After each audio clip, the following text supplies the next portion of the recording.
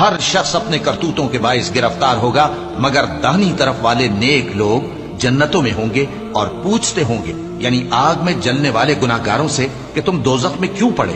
وہ جواب دیں گے کہ ہم نمازیوں میں شامل نہ ہوئے، اور نہ ہم فقیروں کو کھانا کھلاتے تھے، اور ہم بحث کرنے والوں کے ساتھ مل کر بحث کرتے تھے، اور روز جزا کو جھٹلاتے تھے، یہاں تک کہ ہمیں موت آ گئی۔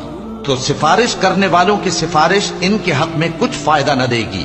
ان کو کیا ہوا ہے کہ نصیحت سے روگرداں ہو رہے ہیں؟ گویا گدھے ہیں کہ بدک جاتے ہیں جو شیر سے ڈر کر بھاگ جاتے ہیں۔ اصل یہ ہے کہ ان میں سے ہر شخص یہ چاہتا ہے کہ اس کے پاس کھلی ہوئی کتاب آئے۔ ایسا ہرگز نہیں ہوگا۔ حقیقت یہ ہے کہ ان کو آخرت کا خوف ہی نہیں۔ کچھ شک نہیں کہ یہ قرآن نصیحت ہے، تو جو چاہے اسے یاد رکھے، اور یاد بھی تبھی رکھیں گے جب اللہ چاہے۔ وہی اس لائق ہے کہ اس سے ڈرا جائے، اور وہی معاف کرنے والا ہے۔